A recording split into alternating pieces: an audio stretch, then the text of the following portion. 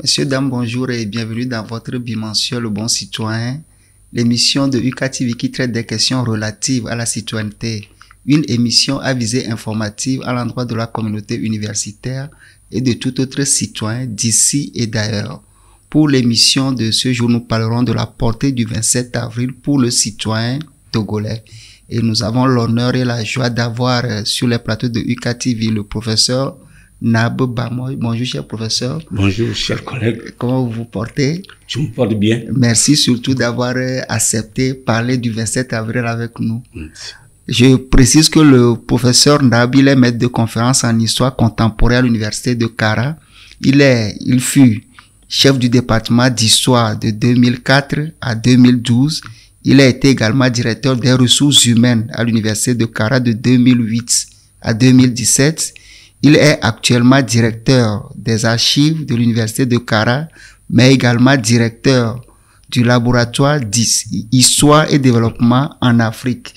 Et en plus de cela, il est auteur de de dizaines d'articles scientifiques, mais surtout, il a copublié un ouvrage très intéressant avec le professeur Nakpan Labant.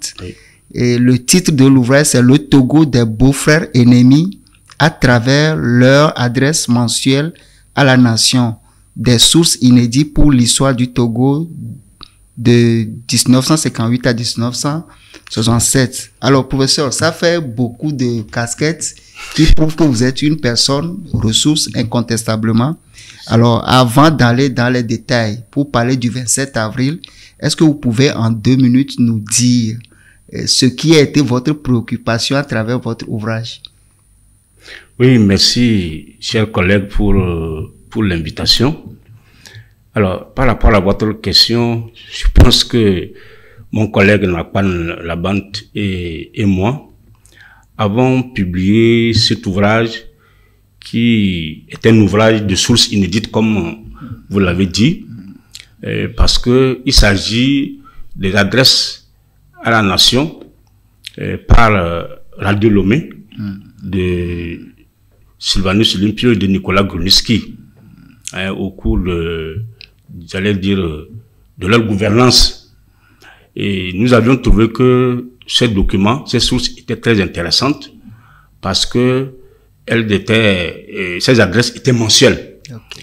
Et le chef de l'État, que ce soit Gruniski ou bien Sylvanus Olympio, faisait en quelque sorte le bilan de la vie de la nation, les activités menées, les projets, les réalisations, et puis les espérances aussi.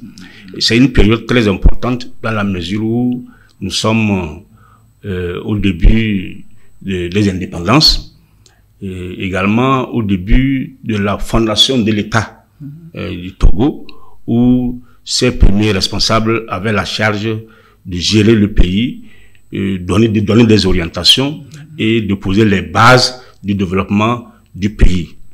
Donc, on a voulu mettre ces sources à la disposition des historiens parce que elles intéressent presque toutes les sciences de l'homme et de la société, mais aussi le citoyen togolais qui peut s'en inspirer, voir les expériences de ces premiers responsables, les orientations qu'ils donnaient, les difficultés également que ces premiers responsables politiques rencontraient dans la gestion du pays. Parce que nous avons constaté que, c'est pas qu'on a constaté, c'est la réalité, que, j'allais dire, que ce soit des problèmes de développement, que ce soit des problèmes politiques, les problèmes sociaux sont posés en ce moment-là parce qu'il s'agissait de construire la nation, mais également de promouvoir le développement pour justifier l'indépendance du pays, montrer qu'on est capable de s'auto-gérer, puisque pendant longtemps, les gens se sont battus pour avoir l'indépendance, parce qu'ils se disaient qu'ils sont capables de s'auto-gérer au lieu d'être sous la coupe des autres, sous l'autorité de l'administration française. Ok. Alors, ce qui attire l'attention quand on voit le titre, c'est le Togo des beaux-frères ennemis. Pourquoi deux frères ennemis? Ouais, bon, deux frères ennemis. L'expression est de Robert Cornevin. Robert Cornevin, c'est un ancien administrateur colonial. Et il a été administrateur au Togo. Alors, celui qui a utilisé l'expression dans son ouvrage Le Togo des origines à nos jours. Alors, pour qualifier la situation dans laquelle se retrouvaient Sylvanus Olympio et Nicolas Grunitzky. Alors, beau-frère ennemi parce que Sylvanus Olympio a épousé la sœur Dina Grunitzky de Nicolas Grunitzky. Ennemi parce que ils sont liés sur le plan familial, mais opposés sur le plan politique. Opposés sur le plan politique. Cela ne fait pas pour autant des ennemis qui doivent s'entre-déchirer. Non. Il s'agit juste des adversaires politiques. Voilà, il s'agit des adversaires politiques. Ok, là, nous sommes là pour parler de la portée du 27 avril pour le citoyen togolais. Et en tant qu'historien, en tant que personne ressource, qu'est-ce qui vous vient à l'esprit quand vous entendez parler de 27 avril? Alors, évidemment, en tant que citoyen, en tant qu'historien, quand on parle du 27 avril, évidemment, c'est la célébration de l'indépendance du Togo. C'est la date qui marque la proclamation de l'indépendance du Togo. Alors, 27 avril, également, si on ne précise pas l'année, ça me fait penser également 27 avril 1958, la victoire des nationalistes aux élections législatives qui a ouvert la porte à l'indépendance. Donc, si on peut dire que le Togo était presque indépendant en 1958, après les élections du 27 avril 1958, seulement on a mis 2 ans pour préparer la proclamation de l'indépendance. J'allais dire pour préparer la fête, sinon, à partir de 58, les Togolais ont exprimé clairement qu'ils voulaient s'auto-gérer et qu'ils voulaient leur indépendance.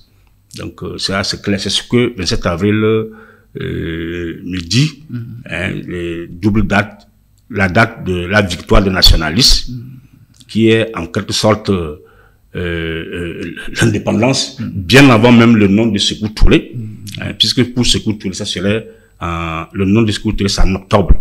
Donc, dès 27 avril 1958, on peut dire que le Togo était indépendant. Okay. On a mis 2 ans seulement pour préparer la fête et l'indépendance a été officiellement proclamée le 27 avril 1960. Ok, quand on parle d'indépendance, c'est une date particulière dans la vie d'un État, plus qu'une date même, hein, je dirais que c'est un symbole, parce que ça a été l'aboutissement de l'effort, des luttes, des sacrifices de tous les citoyens du Togo. Hein. Est-ce que vous pensez que le sacrifice de ces pères de l'indépendance du Togo ont été reconnus à leur juste valeur? Oui, bon, c'est vrai. Les Togolais se sont sacrifiés, j'allais dire de tous bords, puisque la lutte pour l'indépendance a été l'affaire de tout le Togolais, même si ils n'avaient pas tous les mêmes stratégies. Alors, que ce soit les partis politiques, que ce soit les syndicats, que ce soit les étudiants, que ce soit les femmes, les Togolais se sont battus pour avoir l'indépendance. Alors maintenant, est-ce que aujourd'hui on leur reconnaît à leur juste valeur? Bon, je dirais ça dépend de la culture de tout un chacun.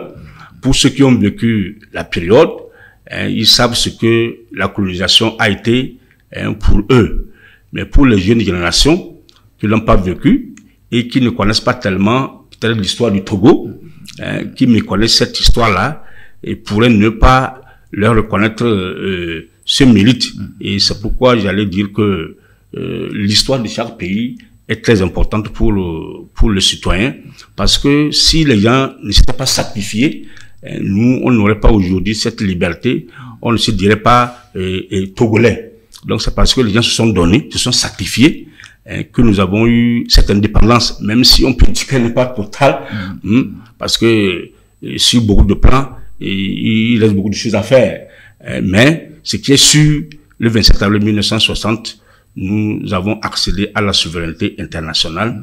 Et c'est à partir de ce moment que nous avons commencé par nous-mêmes à nous construire, à construire notre pays, à construire le développement de notre pays.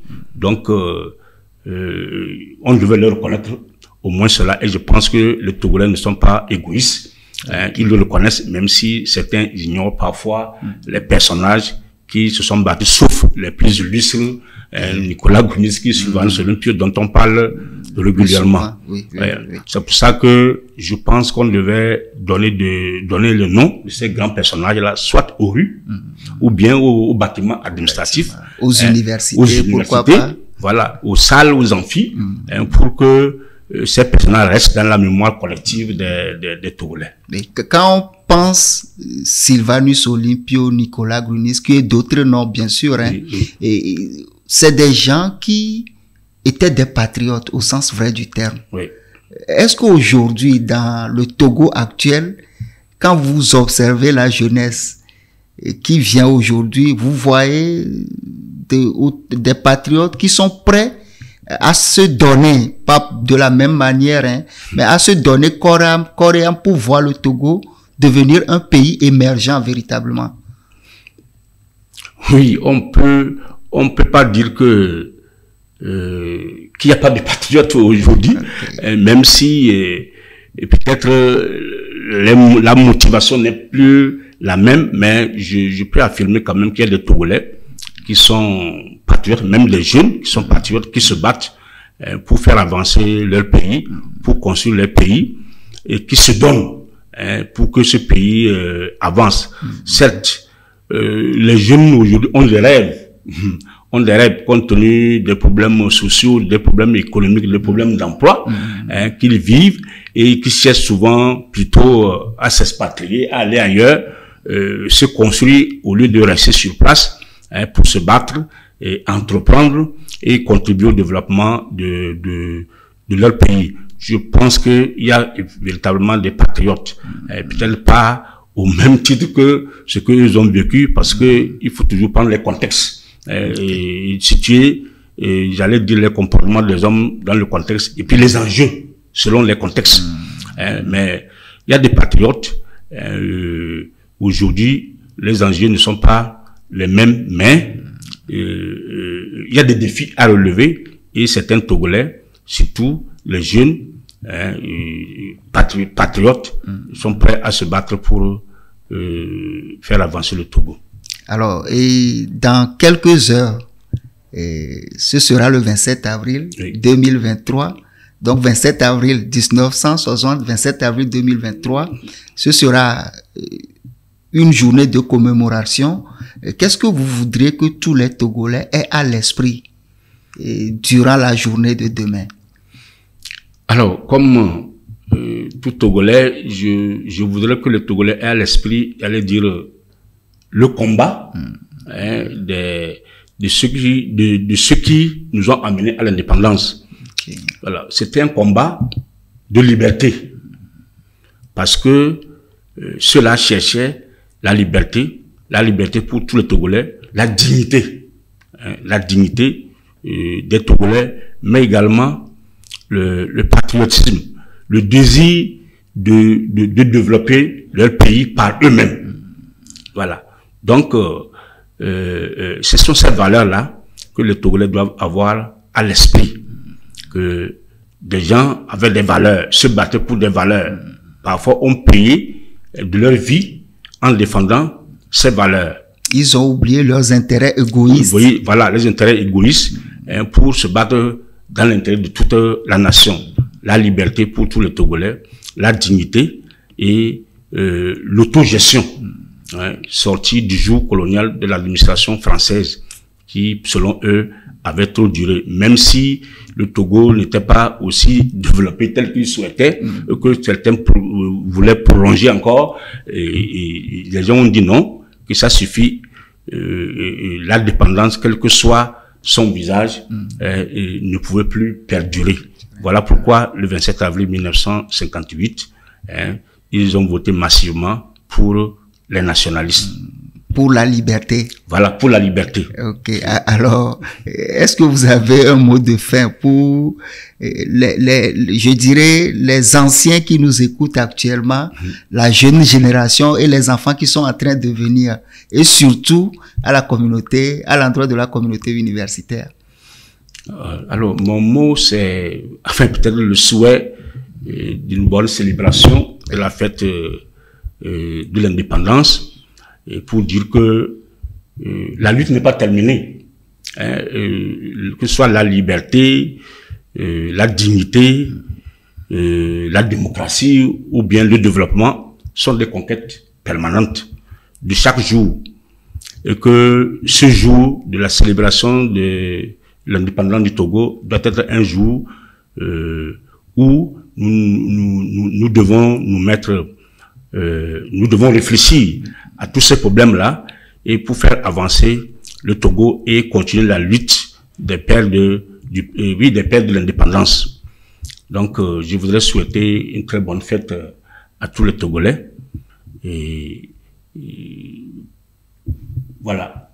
Une très belle fête à tous les Togolais, mais en fêtant, ayons à l'esprit les valeurs que les pères de l'indépendance. Quand on parle des pères de l'indépendance, ne parlons pas que de ceux que nous connaissons. Il y a eu des milliers qui se sont battus du nord au sud, de l'est à l'ouest, pour donner au Togo sa dignité et sa valeur sur le plan international. Chers téléspectateurs, nous rappelons que nous avons eu à notre compagnie le professeur Nab Bamoy, qui est une personne ressource. Il est enseignant-chercheur, maître de conférence en histoire contemporaine à l'université de Kara. Merci, cher professeur, d'avoir accepté notre invitation. Chers téléspectateurs, nous nous retrouvons dans 2 semaines pour une nouvelle émission.